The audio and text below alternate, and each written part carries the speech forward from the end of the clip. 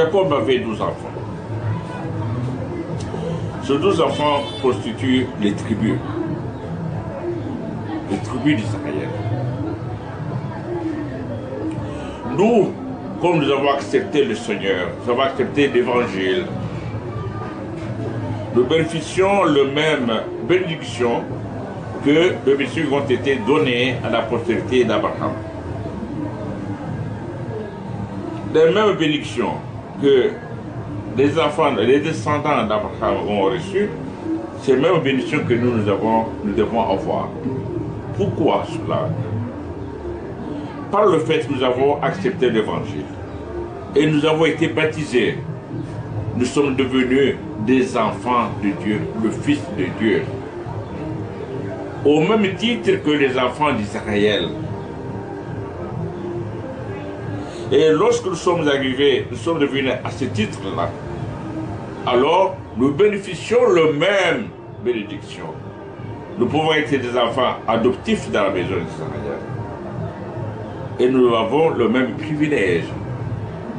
Nous avons les mêmes avantages, les mêmes bénédictions. Et ces bénédictions de l'Église, on prend un patriarche qui est un père d'Israël, qui est habilité, la personne appelée et ordonnée comme patriarche pour donner les bénédictions aux enfants des hommes, aux enfants de Dieu.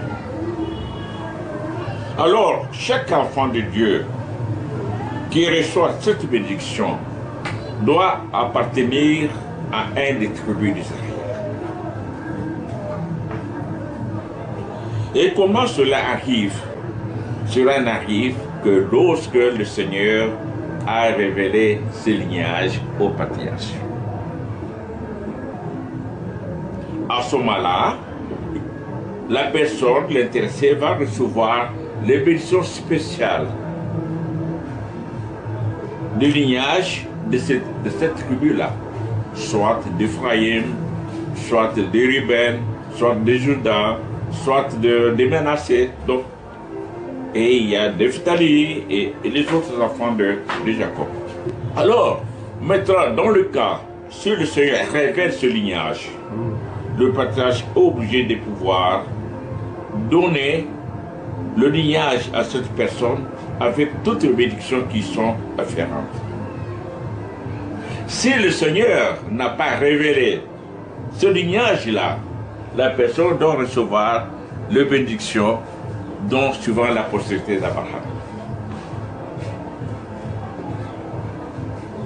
Alors c'est ça réellement. C'est ça le problème du lignage. Et nous trouverons que les enfants d'Israël étaient éparpillés partout, dans les différentes nations. Le sang est tout à fait mélangé.